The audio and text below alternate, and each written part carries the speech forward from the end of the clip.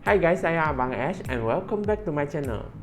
So bagi korang yang tengah nak cari gaming phone untuk gaming, lepas tu nak boleh support dekat 90fps, boleh support dekat grafik ultra guna network 5G dan ada feature-features yang sedap untuk gaming, hari ni kat tangan aku ni ada sebuah smartphone baru yang ramai viewer dah lama tunggu, iaitu Infinix GT10 Pro. Phone Infinix ni dah semakin mengganas dekat Malaysia sebab setiap kali dia bawa masuk model baru tu, memang kita akan terkejut dengan specs dan harga yang ditawarkan itu. Jadi, apa yang best dekat phone ni? Phone ni dia ada 6.67 inci yang guna AMOLED screen, ada memori 256GB dan 16GB RAM, ada cooling system dan feature-features yang sedap untuk gaming, dan yang bestnya, phone ni dia boleh support dekat grafik ultra dan 90fps. Jadi, kalau korang tengah nak cari gaming smartphone sekitar 1000, lepas tu nak ada design yang ganas dan boleh support dekat 90fps, memang korang kena consider phone yang ini. Sebab kalau kita compare specs dia dengan brand yang lain, biasanya harga dia akan dalam sekitar 1500 sehingga 2000. Tapi yang Infinix ni, expect harga dia akan dalam sekitar bawah 1200. Jadi kita tunggu je Infinix bagi kita surprise dekat bulan 9 nanti. So aku pun dah gunakan Infinix GT10 Pro ni dalam masa seminggu. So tanpa membuang masa, ini review saya tentang Infinix GT10 Pro pada tahun 2023. Kalau dari segi rekaan kotak dia berwarna hitam oranye dan kat bawah dia ada tulis Grand Gaming Tour Outplay the Rest. Jadi maksudnya dia nak tapau semua gaming smartphone dekat range 1000 lah. Kat belakang tu dia ada selling point dia. Lepas tu masa buka tu korang akan dapat SIM ejector tools, CPU case, warranty card, tempered glass, stiker Infinix, phone, kabel Type-C jenis L-shape dan satu charger 3 pin 45W. Cuma kali ni Infinix dia tak bagi earphone, tapi korang still boleh gunakan kotak dia untuk jadikan dia sebagai charging dock ataupun speaker. Kalau dari segi rekaan phone, first time aku nampak design ni memang agak surprise. Sebab design kali ni dia guna Cyber Mecha design yang nampak macam gaming phone. Dan design ni pun seriously nampak cantik dan rasa ganas. Jadi kalau korang gunakan dia untuk dengar telefon ke letak dekat atas meja tu, memang phone korang akan nampak lebih menonjol sikit dan hidung korang akan kembang. Lepas tu phone ni didatangkan dengan color cyber black dan mirror silver, dan kat belakang tu dia ada mini LED indicator. Jadi kalau korang tengah ada online class ke meeting, lepas tu ada incoming call masuk, korang still boleh nampak LED light dia dan tahu ada incoming calls dan notification yang masuk itu. Kat sebelah kanan dia ada volume dan power button. Kat bawah dia ada 3.5mm audio jack, mic, USB-C dan speaker. Kat sebelah kiri ada SIM slot dan memory card. Lepas tu dia boleh support 2 nano SIM dan 1 memory card. Kat atas pula dia ada 1 speaker dan 1 mic. Untuk bahagian skrin, phone ni didatangkan dengan skrin bersaiz 6.67 inci dan refresh rate dia boleh support sehingga 120Hz. So untuk bahagian skrin, color skrin dia memang nampak cantik dan cukup terang.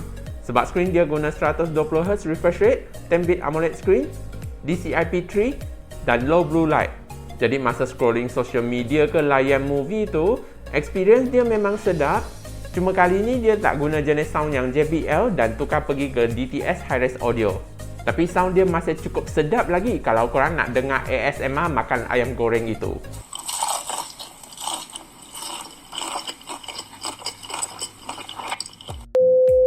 Kalau korang nak download game berat-berat macam Genshin Impact ke GT Racing pun tak ada masalah juga. Sebab phone ni dia ada memori sebesar 256GB dan guna UFS 3.1. Jadi kalau korang nak sumpah banyak apps dan video tu, korang pun tak perlu buang barang-barang yang penting itu. Sebab kalau internal memory dia tak cukup, korang still boleh tambah memory card dia sehingga 1TB. Kalau dari segi RAM, phone ni dia ada 8GB RAM yang cukup besar. Tapi kalau korang nak guna banyak apps dekat background, korang still boleh tambah 8GB RAM lagi guna function MEM Fusion. Jadi korang boleh gunakan 16GB RAM ni untuk run lebih banyak apps dekat background tanpa sebarang masalah. Untuk bahagian bateri, phone ni didatangkan dengan bateri 5000mAh dan fast charging dia boleh support sehingga 45W. So untuk bahagian bateri, phone ni dia ada bateri yang cukup besar. Jadi kalau korang nak gunakan dia untuk kerja harian tu, biasanya phone ni dia boleh tahan dalam 1 hari sampai 1 hari lebih baru korang kena cas 1 kali. Cuma charging kali ini dia dah turun daripada 68W ke 45W kalau kita compare dengan Note 30 Pro yang sebelum ni. Tapi korang still boleh dapat sampai 100% dalam masa kurang daripada 1 jam. Nak main game masa charging pun boleh juga sebab kali ini Infinix bagi kabel yang jenis L-shape.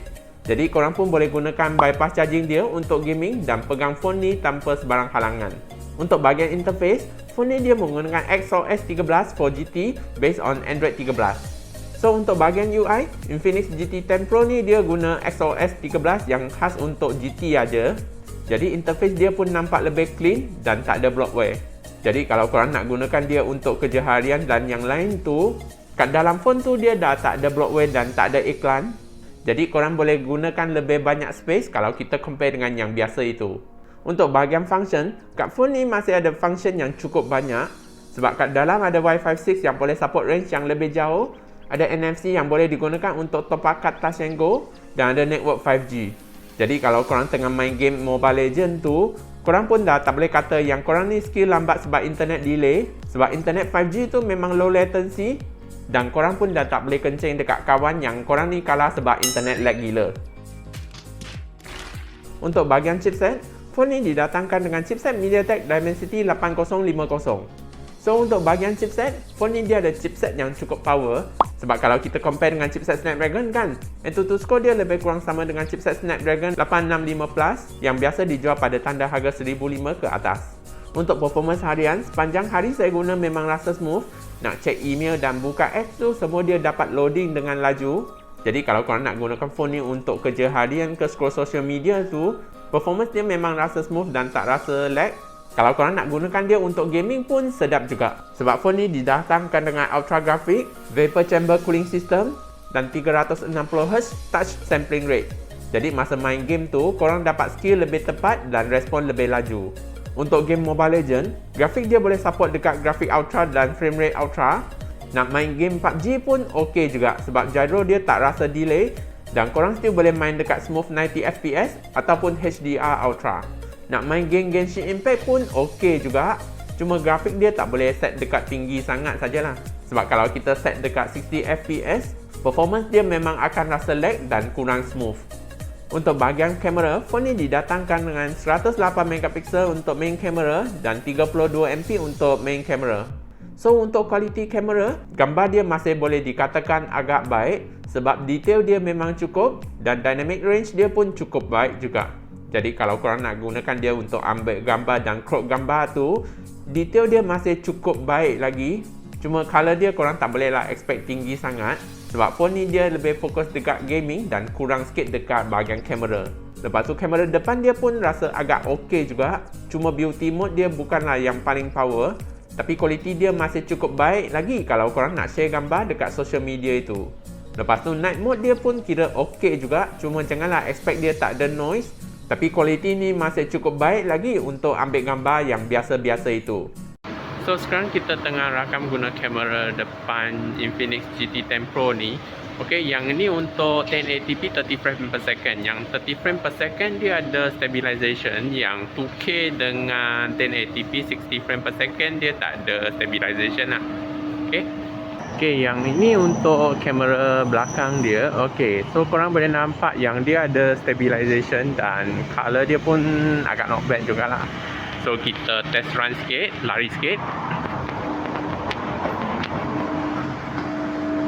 So korang rasa kualiti dia macam mana? So overall berbaloi ke phone ni? Actually bagi saya phone ni memang sangat berbaloi sebab kamera dia memang cukup ok, performance dia cukup laju, gaming pun ok dan memory dia pun cukup besar. Jadi kalau korang nak gunakan dia untuk kerja harian dan gaming tu, so far performance dia memang dah cukup ok. Cuma yang harga dia kita masih belum ada info lagi. Tapi I rasa Infinix memang akan bagi price yang buat kita terkejut. Manalah tahu nanti kerajaan suruh dia offer phone ramah Infinix pada 899 atau 999 ke. Memang phone ni dia akan jadi mid-range killer yang sangat popular. So kalau korang berminat untuk beli phone ni, saya akan sharekan link dia dekat bawah description pada bulan 9 nanti. Lepas tu kalau korang ada pendapat berlainan, korang pun boleh share sikit apa pendapat korang tentang phone ni. So, I rasa itu saja untuk video hari ini. Kalau suka video ni, jangan lupa tekan butang like, share, komen dan subscribe ya. Bye-bye and see you in the next video.